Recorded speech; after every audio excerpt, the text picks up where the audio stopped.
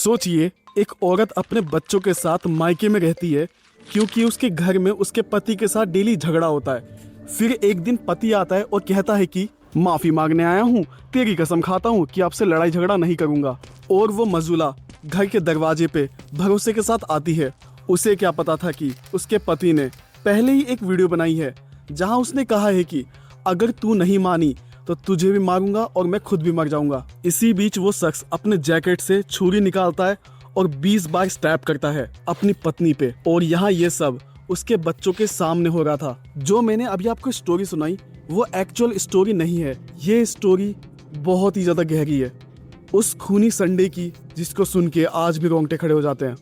नमस्कार दोस्तों, मेरा नाम है शिशिर शर्मा और इस वीडियो में हम लोग बात करते हैं देश और दुनिया के क्राइम सीन्स के ऊपर। एंड अगर आपने मेरे चैनल को फॉलो नहीं किया है तो प्लीज कर दो, क्योंकि आपको डेली कुछ ना कुछ क्रेजी मिलेगा। मंजुला 32 साल की उम्र, 2 बच्चों की माँ। यहाँ वो कोई साधारण औरत नहीं थी, वो एक होम गार्ड थी महादेवपुरा पुलिस स्टेशन में। मतलब कि जहाँ के लोगों को शहर की सुरक्षा करने के लिए तैनात किया गया है, वो उसी में काम करती थी। यहाँ उसका पति प्रदीप श्रीनिवास कुमार, जो कि एक ऑटो ड्राइवर था। यहाँ इन दोनों की शादी को 15 साल तक हो चुके थे और इनके 2 बच्चे थे। आखिर इन 15 साल में हुआ क्या? रिश्तेदारों के मुताबिक प्रदीप को जुए की बहुत ही गंदी लत लग गई थी। तकरीबन 7 से 8 लाख रुपए उन्होंने जुए में हराए थे। यहाँ घर की स्थिति पूरी तरह से कंगाल हुआ पड़ा था, बट अभी भी प्रदीप का जुए का लत छूट नहीं रहा था। यहाँ प्रदीप हमेशा दारू पी के कुछ ना कुछ झगड़ा करता था। यहाँ वो अपनी पत्नी से झगड़ा करता ही था, साथ ही साथ वो कहता था कि इनके बच्चे भी इसके नहीं है। और घर में उसने इस तरीके का माहौल क्रिएट कर दिया था जिससे कि वो डेली तोड़फोड़ कर सके। और उसने क्या किया, अपने दोनों बच्चों को लेकर मायके चली गई इस इंसिडेंट से 1.5 महीने पहले, और वो अपने बच्चों के साथ मायके में रहने लगी। अब प्रदीप का जो एंगल था वो पूरी तरह से अजीब था।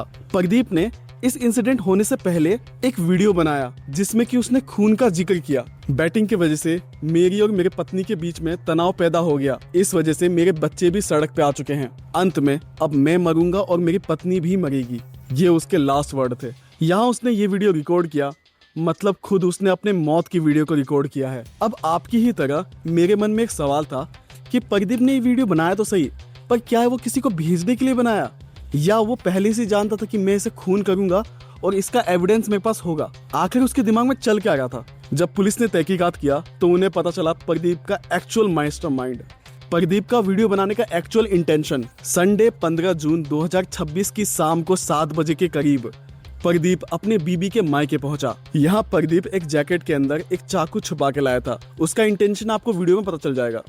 यहाँ मंजुला की माँ अपने रिश्तेदार के जनाजे से आ रही थी अपने पोते के साथ।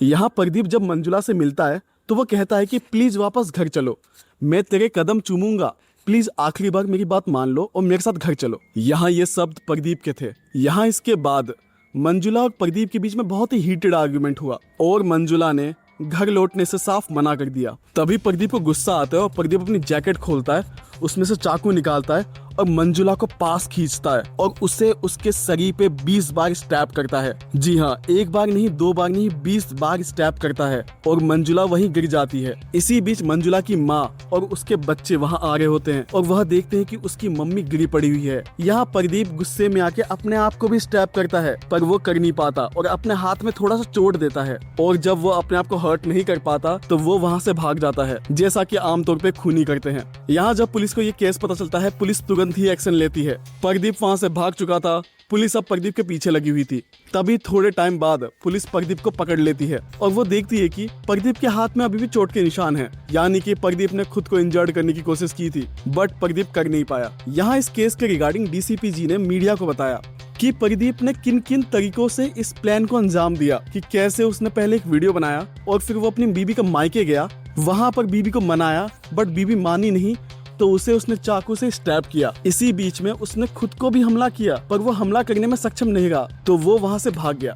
अब प्रदीप पुलिस की गिरफ्त में है और ये केस पूरी तरह से खुल चुका है। यहाँ ये बात डीसीपी ने कहा है।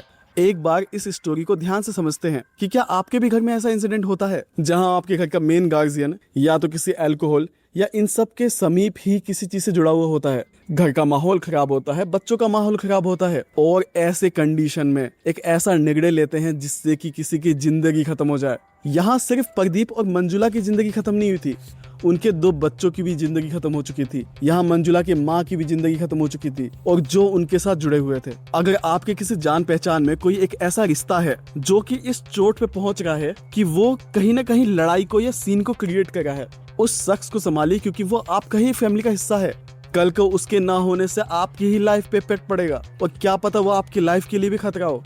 अंत में सिर्फ इतना कहूंगा कि अगर ये वीडियो आपके सोच पे फर्क ला रहा है तो इस छोटे से चैनल को सब्सक्राइब भी कर दो और हाँ, बेल आइकन भी प्रेस कर देना, जिससे कि आपको आगे कंटेंट मिलते रहेंगे। मैं आपको मिलूंगा अगले ही वीडियो में, जिसमें कि आपको और भी कई इंटरेस्टिंग कहानी सुनने को मिलेगी। तब तक के लिए बाय।